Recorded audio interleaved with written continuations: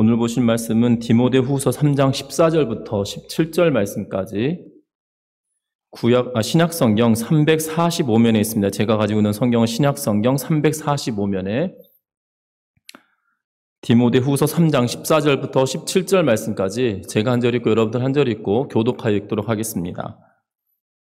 디모데후서 3장 14절부터 17절 말씀까지입니다. 교독하겠습니다.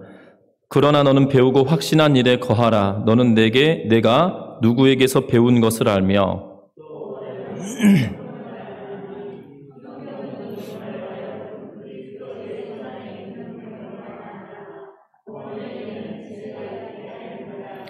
모든 성경은 하나님의 감동으로 된 것으로 교훈과 책망과 바르게 함과 의로 교육하기에 유익하니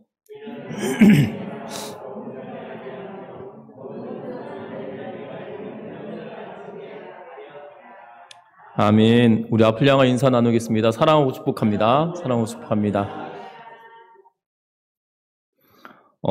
여러분들은 종종 이 미국의 대통령이 취임식을 할 때 이 성경에 손을 얹고 선서하는 모습을 보면서 미국은 기독교 국가라고 생각할 때가 있습니다.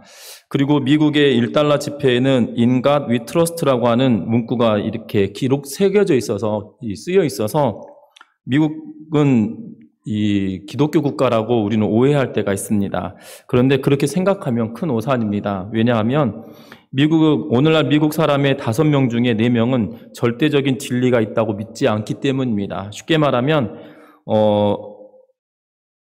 20%만 절대적인 진리가 있다라고 믿는다는 겁니다.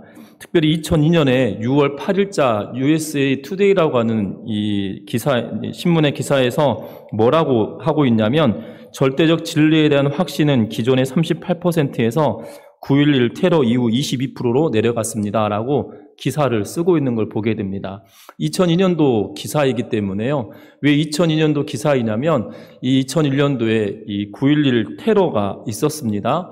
그리고 나서 그 후에 이 조사를 하고 나서 리서치를 하고 나서 기록한 기사이거든요. 이 9.11 테러가 난 이후에 사람들이 더 믿음이 강해지거나 절대적인 신을 더 찾을 것 같은데 반면에 더 떨어졌다고 하는 기사 때문입니다.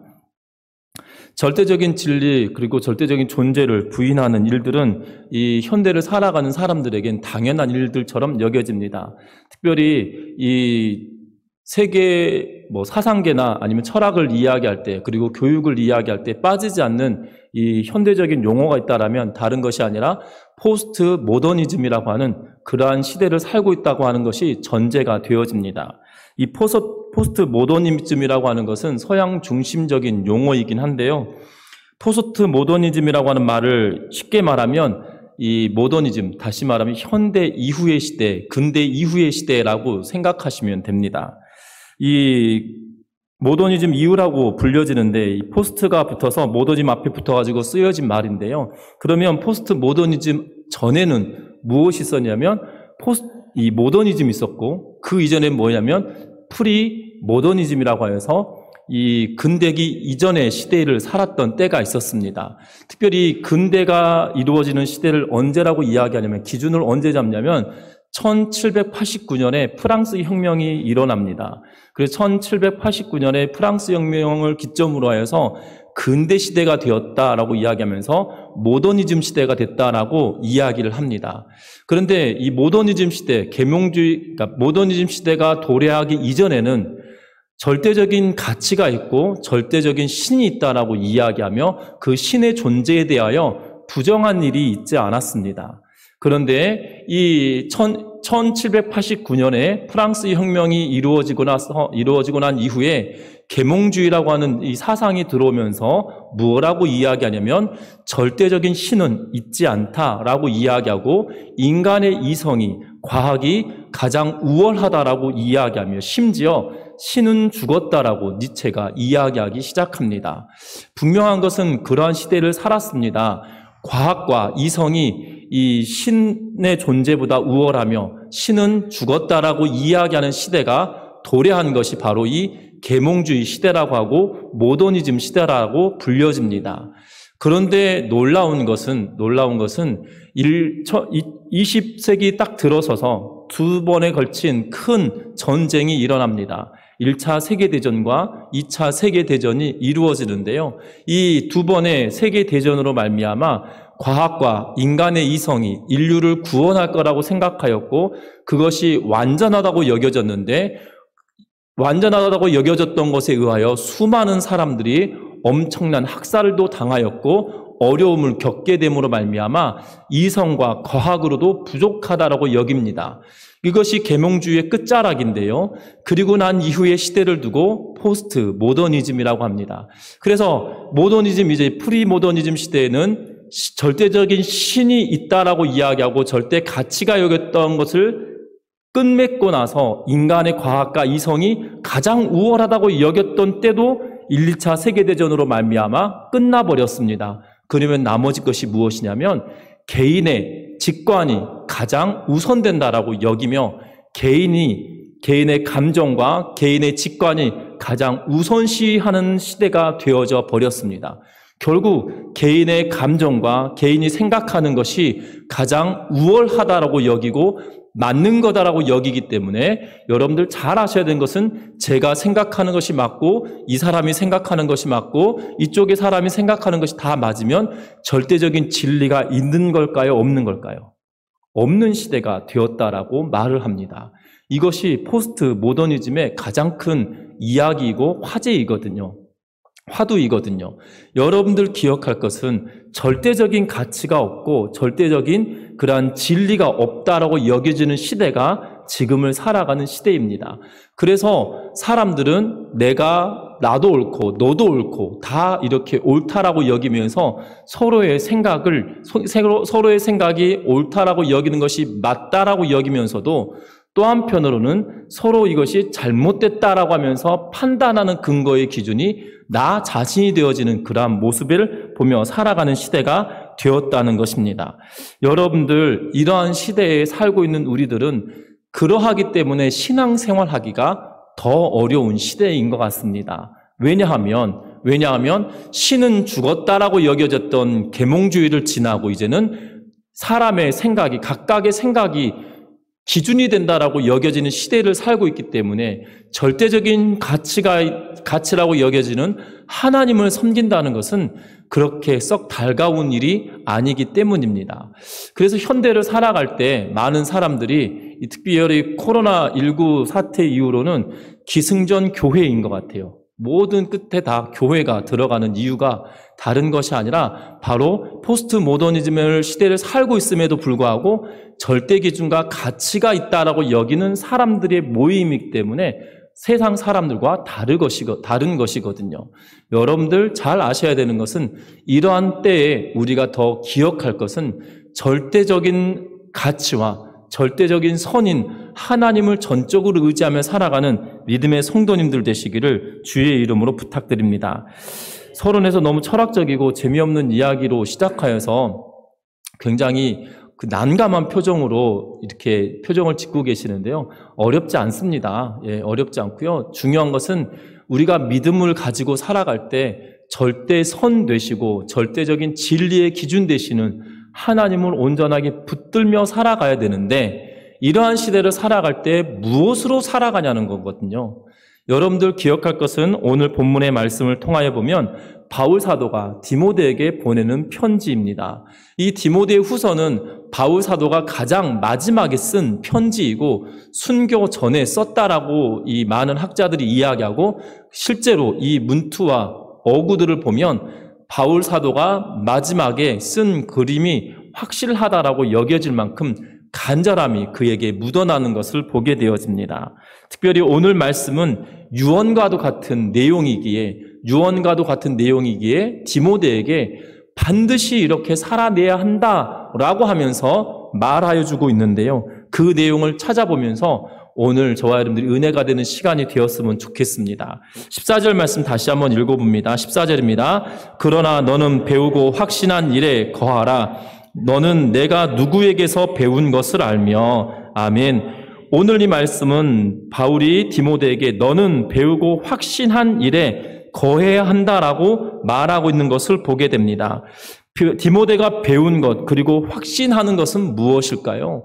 디모데가 배우고 확신한 일이 무엇이냐 이 말입니다. 특별히 바울 사도가 이 디모데후서 3장을 기록하면서 1절부터 시작하여서 4절 말씀까지 무엇에 대하여 이야기하냐면 마지막 때가 말세가 되어지면 나타나는 현상들이 일어나는데 19가지를 이야기하고 있습니다.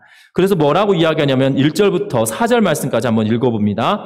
너는 이것을 알라. 말세에 고통당하는 때가 이르러 사람들이 자기를 사랑하며 돈을 사랑하며 자랑하며 교만하며 비방하며 부모를 거역하며 감사하지 아니하며 거룩하지 아니하며 무정하며 원통함을 풀지 아니하며 모함하며 절제하지 못하며 사나우며 선한 것을 좋아하지 아니하며 배신하며 조급하며 자만하며 쾌락을 사랑하기를 하나님 사랑하는 것보다 더하며. 아멘. 이 19가지에 걸쳐서 마지막 때가 이르면 고통당하는 때가 있는데 이 19가지로 인하여 고통스러운 때가 올 거다라고 말합니다. 자기를 사랑하고 돈을 사랑하고 자랑, 교만, 비방, 부모 거역, 감사하지 않고 거룩하지 않고 무정하고 원통을 풀지 않고 모함하고 절제하지 못하고 사납고 선한 것을 좋아하지 않고 배신하며 조급하며 자만하며 쾌락을 사랑하기를 하나님 사랑하는 것보다 더하는 그러한 삶을 살아가는 사람들이 모여있는 곳이 바로 이 마지막 때다라고 이야기합니다. 지금도 중요한 것은 예수님께서 부활하시고 승천하시고 난 이후부터 예수께서 다시 오실 그때까지의 기간을 두고 말세라고 하는 시간을 살아가고 있다고 말씀을 드렸어요. 여러분들 잘 아셔야 되는 것은 혹자는 이렇게 말합니다. 예수님이 부활하시고 승천한 지 2000년이 지났는데 예수님은 이 땅에 다시 오신다는 것을 까먹은 거 아니냐라고 말씀하시는 분들이 있으세요. 그래서 기독교는 가짜 종교다라고 폄하하는 분들이 계시거든요. 그런데 잘 아셔야 되는 것은요, 하나님은 인간이 가지고 있는 시간의 영역의 바깥에 있는 분이시라는 사실을 기억하셨으면 좋겠어요. 여러분들 과학 시간에 우리가 하루 24시간을 무엇으로 측정합니까? 지구가 스스로 도는 자전하는 것을 통하여 우리가 하루를 생각합니다. 그러면 한 달을 무엇으로 생각합니까? 지구를 중심으로 달이 한 바퀴 도는 것을 가지고 우리는 한 달이라고 이야기합니다. 그리고 태양을 중심으로 지구가 한 바퀴 도는 것을 두고 1년이라고 이야기합니다. 그러면 예수님이 부활하시고 승천하시고 나서 지구가 태양을 몇 바퀴 돈 거예요? 2000바퀴 도는 거거든요. 그런데 중요한 것은 지구 안에 살고 있는 사람은 이 물리적인 시간의 지배를 받지만 중요한 것은 예수님께서는 이 물리적인 시간의 지배를 받으시는 분이신가요? 아니란 말이에요. 예수님은 온 만물을 지으신 그분은 시간 밖에 계시는 분이세요. 시간 밖에 계시는 분이시다 이 말이에요. 예수님이 승천하시고 부활하시고 승천하시고 나서 하나님 우편에 가셨다가 이 땅에 다시 오실 그때가 되면 어느 순간 어느 지점일지를 모르나 하나님은 뭐라고 이야기하냐면 하루가 1000년 같고 1000년이 하루 같은 그곳에 살아가시는 그분이 이 땅에 오실 때는 또 다른 것이라는 것을 기억하셨으면 좋겠어요. 그래서 예수님이 올 때는 어찌 보면 인간의 생각은 어마어마한 시간일지 모르나 한순간이라는 거예요. 예수님 입장에서 보면 하나님께로 갔다가 다시 오는 그것이 인간의 시간으로 따져보면 어마어마할 수도 있지만 결단코 그렇지 않다는 거죠. 그래서 이 말세라고 하는 시간을 지금도 살아가고 있는 것이에요. 그러면 이 말세라고 하는 이 시간에 살아갈 때 이 19가지나 되는 징조들 가운데 우리가 살고 있어요. 여러분들 잘 보시면 실제로 우리의 주변에 이러한 일들이 많지 않으십니까? 여러분들 자기를 사랑하는 사람이 많지 않으시던가요? 그리고 돈을 사랑하는 사람이 많지 않으시던가요? 자랑하고 교만하고 비방하고 부모를 거역하는 사람이 많지 않으시던가요? 심지어 부모가 자식을 죽이는 일도 흔한 시대가 되어져 버린 것이 현대를 살아가는 때입니다.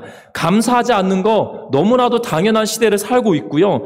그리고 거룩하지 않고 무정하고 원통을 풀지 못하며 아니하며 모함하며 절제하지 못하며 사나우고 선한 것을 좋아하지 않으며 배신하며 조급하며 자만하며 쾌락을 사랑하기를 하나님을 사랑하는 것보다 더하며 라고 이야기합니다. 여러분들이 19가지의 현상들이 실제로 우리가 삶을 살아가는 그 현대에도 있지만 과거 디모데가 살아갔던 그 시대에도 있었다는 거예요. 그런데 이러한 시대를 살아갈 때 무엇이 필요하느냐? 배우고 확실한 일에 거하는 것이 반드시 필요하다라고 말하고 있다는 거예요. 저와 여러분들 기억할 것은 바울 사도가 마지막 죽음을 앞두고 이 내용을 쓰기에 유언과도 같은 내용이거든요. 혹시 여러분들에게 자녀들이나 제자가 있는데 마지막 유언처럼 남겨드린 말이 있다라면 혹시 이런 말을 남기시겠습니까?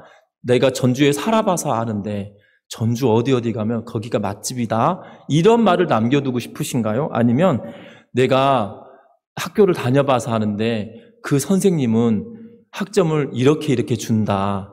그러니까 이 선생님한테 레포트 쓸 때는 이렇게 쓰는 것이 적당하다. 이런 이야기를 남겨주고 싶으십니까? 아니면 직장에 들어가려면 요새 자기소개서를 잘 써야 되는데 이렇게 쓰고 이력서는 이렇게 써라. 이것을 유언으로 남기실 것 같으신가요? 바울은 반드시 가장 중요하다고 여기는, 여러분들도 그렇지 않으시겠습니까? 유언을 남긴다라면 내 자식에게 가장 중요한 것, 가장 필요한 것, 그것을 남겨주지 않겠냐 이 말입니다. 바울도 마찬가지입니다. 인생에서 포기할 수 없는 것을 알려주고 있는 거예요. 네 인생에 네가 이미 배우고 확신한 것이 있다. 그것을 거하고 그것을 붙들고 살으라라고 말하고 있다는 것입니다.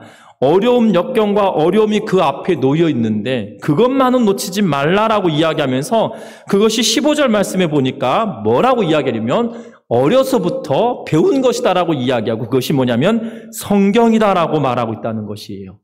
그 성경을 통하여 네가 배웠고 성경을 네가 확신하는 가운데 네가 살아왔다. 그래서 그 성경을 버리지 말고 잊지 말고 그것을 붙들고 살아가라고 우리에게 말씀하고 있는 것을 보게 됩니다.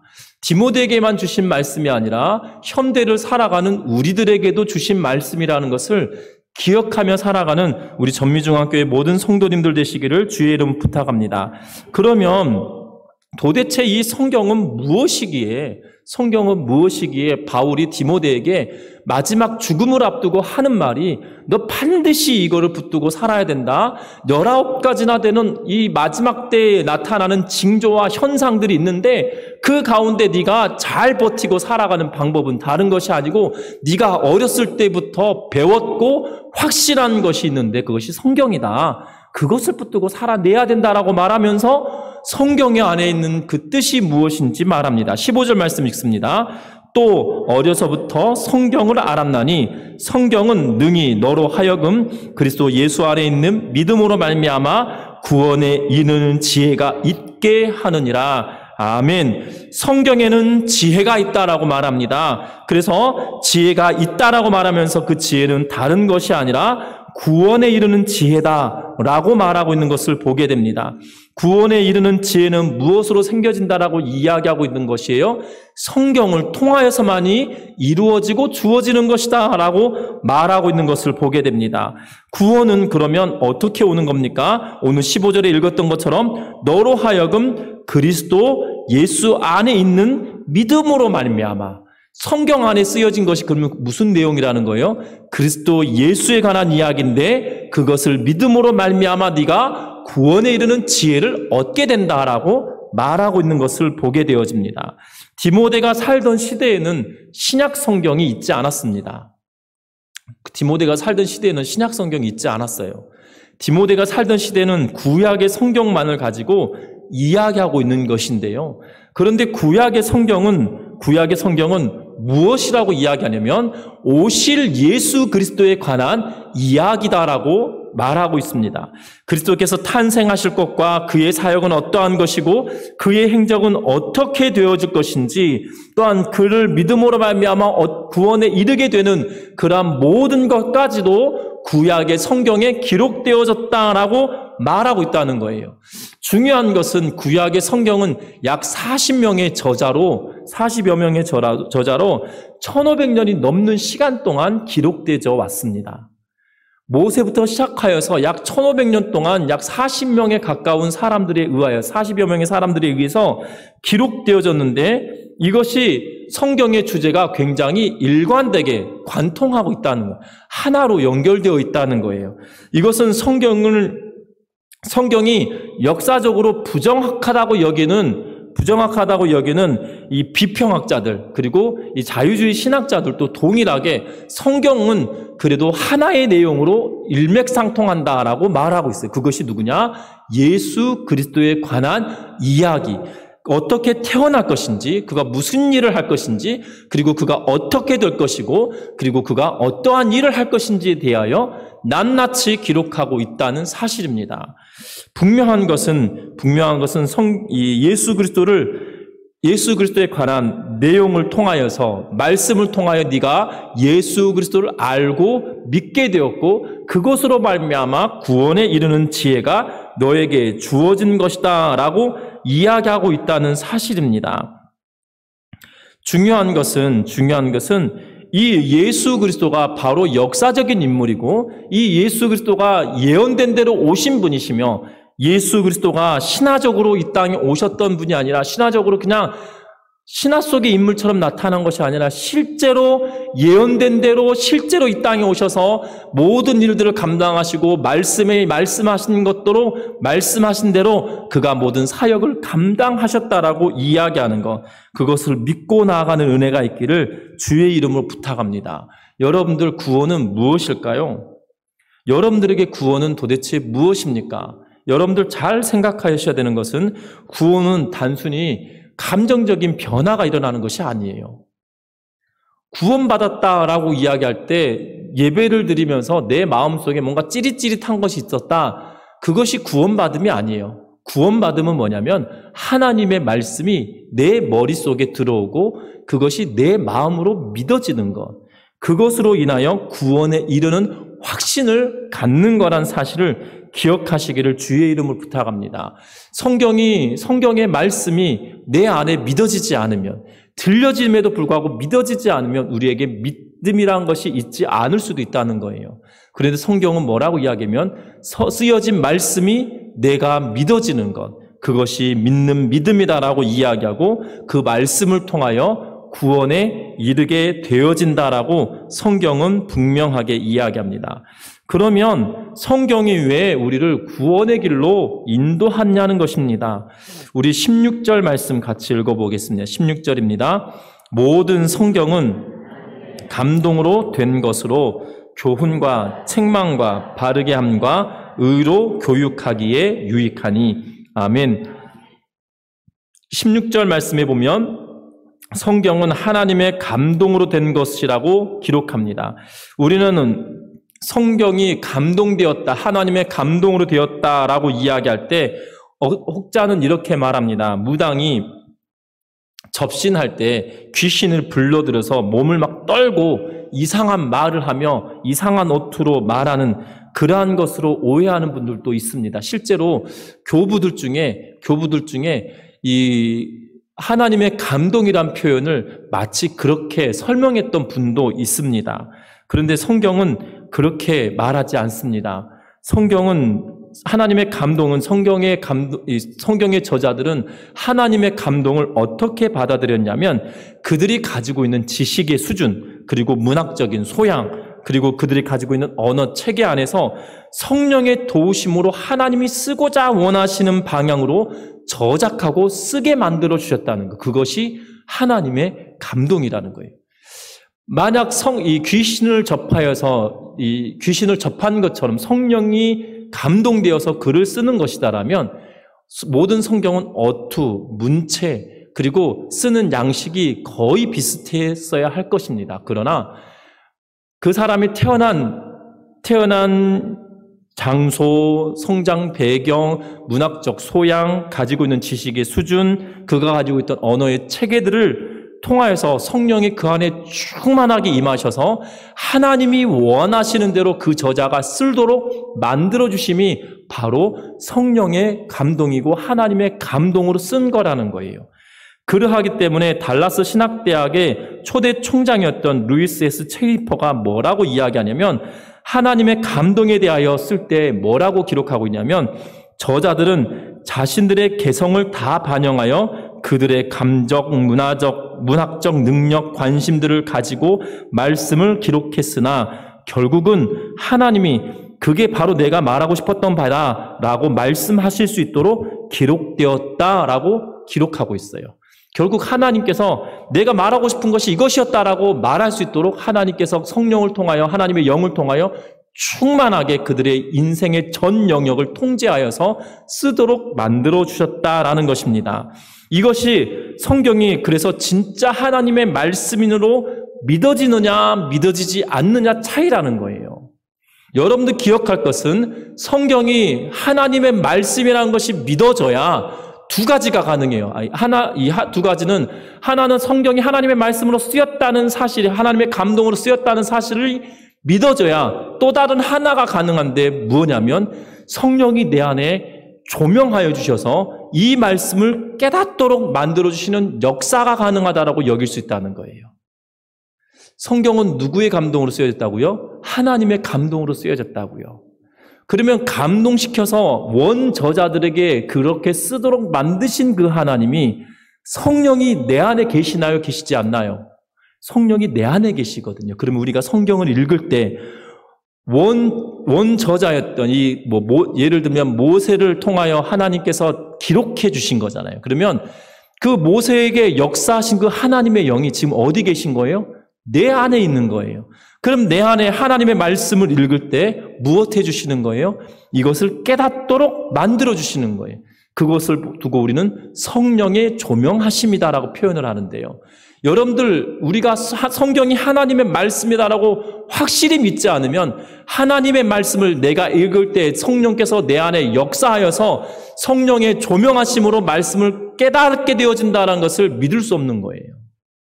여러분들 기억할 것은 하나님의 말씀이 하나님의 감동으로 된 것이기에 내 안에 있는 성령이 내가 성경을 읽을 때 나에게 깨달음을 주실 거다라는 확신을 가지고 나아가는 은혜가 있기를 주의 이름으로 부탁합니다. 초등학교 1학년 한 학생이 있습니다. 이 학생이 학교에 처음 갔더니 이 책을 나누어 줍니다. 제가 초등학교 입학할 때는 이렇게 명찰 하나 붙이고 그 밑에 코수건 하나 딱 붙이고 갔는데요.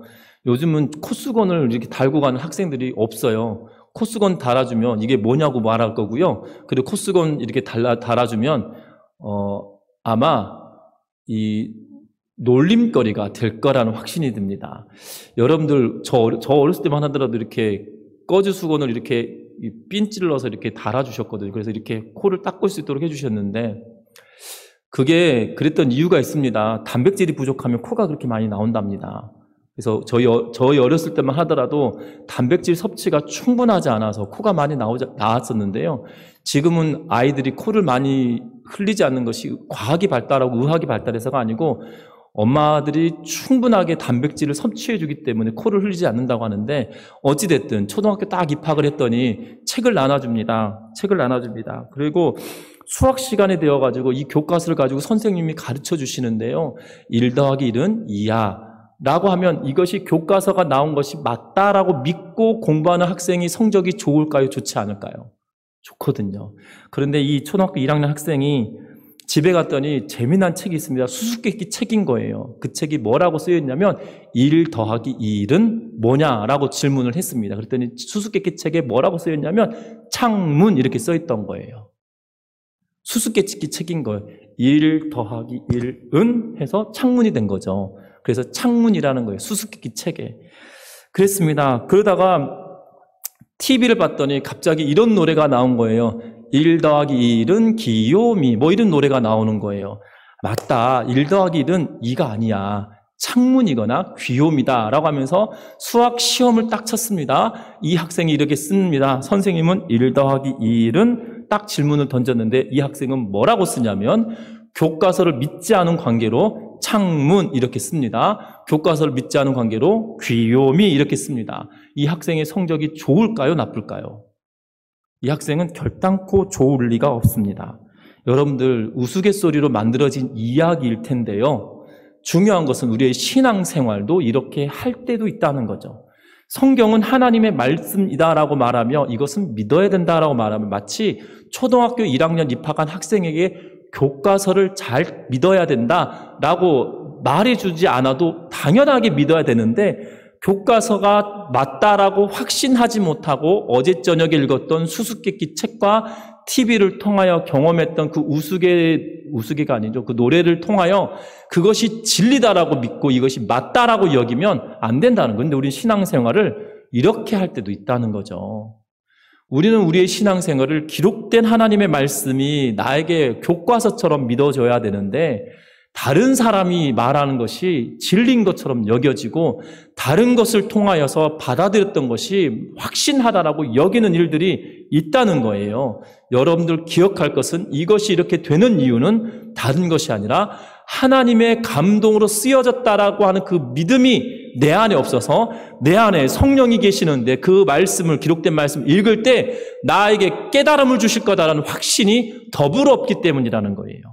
여러분들 성경은 하나님의 감동으로 쓰여졌다는 확신을 가지고 있을 때야 내 안에 성령이 계셔서 내가 이 말씀을 읽을 때 내 안에 조명하여 주시는 성령의 역사를 통하여 내가 성경을 깨달을 수 있다라는 그런 확신 가운데 살아가는 믿음의 성도님들 되시기를 주의 이름을 부탁합니다. 그래서 성경은 우리 인생의 좌표이고 우리 인생의 관문의 문을 열 수 있는 열쇠이며 우리가 인생의 어려움의 문제를 닥칠 때마다 해결할 수 있는 실마리가 된다는 것을 기억하면서 말씀을 부여잡고 살아가는 믿음의 성도님들 되시기를 주의 이름으로 축원합니다. 말씀을 맺으려고 합니다. 바울 사도는 디모데에게 배우고 확신한 것에 거하여야 된다라고 이야기했습니다. 배우고 확신한 일에 거하는 것은 다른 것이 아니라 바로 성경 안에 거하는 것이다라고 이야기하였고 성경은 예수 그리스도에 관한 이야기다라고 말하며 그 가운데 구원의 지혜가 있다라고 말을 하였고 구원의 지혜가 있는 이유는 성경은 하나님께서 감동으로 쓰신 책이 되어 있기 때문에 가능하다라고 말하였다는 것이에요. 중요한 것은 우리가 이것을 믿음으로 받아들이고 이것을 믿음으로 우리도 동일하게 받아들일 때 우리도 마찬가지로 말세에 19가지 이상의 어려움의 현상들이 일어나는 이때에 흔들리지 않는 믿음으로 살아가게 될 줄 믿습니다. 그래서 저와 여러분들 이 다음 주부터는 제가 성경에 대하여서 이렇게 차근차근히 가르쳐 드리려고 하는데요. 수요 예배 시간에. 그래서 오늘 이 말씀을 통해서 성경을 우리가 다시 한번 믿어야 된다라고 말씀을 드리고 싶어서 이런 말씀을 드리는 건데요. 우리가 성경을 읽을 때 이해가 다 되지 않는 이유는 우리가 성경을 읽을 때 막연하게 읽기 때문이고 이게 구조가 보여지지 않기 때문에 그런 것이거든요. 여러분들 농사 지으실 때 머릿속에 이 하우스 안에도 여러분들이 필요에 의하여서 구획을 나누고 이곳에다가는 뭐를 심고 이쪽에다가 뭐를 심고 뭐를 심고 체계적으로 심으지 않으십니까? 상추씨를 한 줄 뿌리고 쑥갓을 한 줄 뿌리고 그 다음에 뭐 배추 씨앗을 뿌리고 이렇게 안 뿌리시잖아요. 한 줄 한 줄을 막 뒤죽박죽 뿌린 것이 아니라 여러분들이 일을 하실 때에도 체계적으로 일을 하지 않습니까? 심지어 제가 알고 있는 한 분은 고기를 구울 때도 체계적으로 구워야 된다라고 생각하는 분들이 계세요. 그래서 고기는 이쪽으로 하고 또 다른 것들 이쪽으로 하고 하면서 이게 체계적으로 고기를 구워야 맛있게도 굽고 시간을 줄인다라고 생각하는 분도 있거든요. 여러분들 이게 성경도 마찬가지입니다. 우리의 머릿속에 하우스 안에 구획을 나눠서 뭐가 어디 있다라고 머릿속에 성경이 들어와 있지 않으니까 성경을 읽을 때마다 막 뒤죽박죽 섞이는 거예요. 그래서 다음 시간부터는 성경이 어떻게 쓰여져 있고 어떻게 나눠져 있고 그리고 성경의 각 권의 내용은 어떻게 기록되어져 있는지 성경의 전체적인 내용을 한 번씩 설명해 드리려고 합니다. 그래서 여러분들이 말씀을 들으실 때 성경이 하나님의 말씀이라는 확신을 가지고 성경을 읽는 믿음의 성도님도 되셨으면 좋겠고 그것을 통하여 우리에게 구원이 이루어지고 또한 그것이 우리에게 지혜로 다가온다는 걸 믿고 나아가는 우리 전미중앙교회 모든 성도님들 되시기를 주의 이름으로 부탁드립니다. 기도합니다.